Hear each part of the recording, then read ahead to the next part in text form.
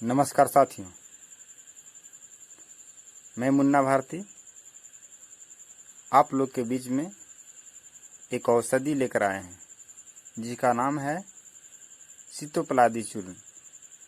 सीतोपलादी चूर्ण ऐसा औषधि है, किसी प्रकार का खांसी हो उससे बहुत अच्छा लाभ होता है।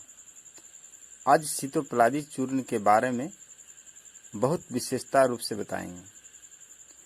सीतोपलादी चूर्ण आपको लेना कैसे है, क्या क्या मिश्रण है, सारी आप लोग का बीच में बताएंगे।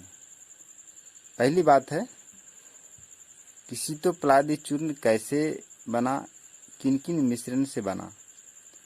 वंशलोचन, पहला है वंशलोचन, पिपली, छोटी इलायची, दालचीनी, इस तरह से जड़ी बूटी का द्वारा बना ये सीतोपलादी चूर्ण।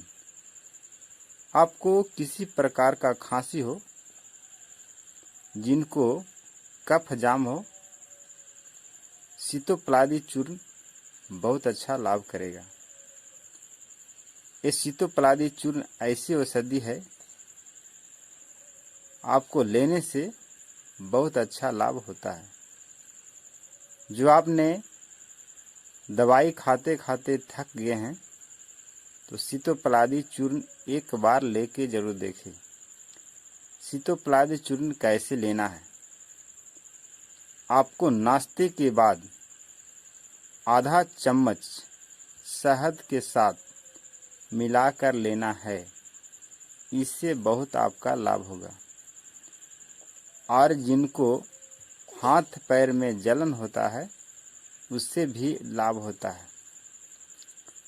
पसली का दर्द, उससे भी लाभ होगा। जबर में भी यानी बुखार में भी लाभ होता है।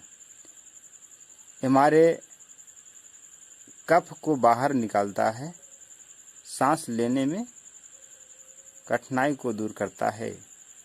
सीतोपलादी चूर्ण का गुण के बारे में आप लोग के बताएं। ऐसे कोई भी दवा को बिना डॉक्टर की सलाह से न लें। कभी भी आपने हेल्प डॉक्टर को या वैद्य से सलाह लेकर ही लें।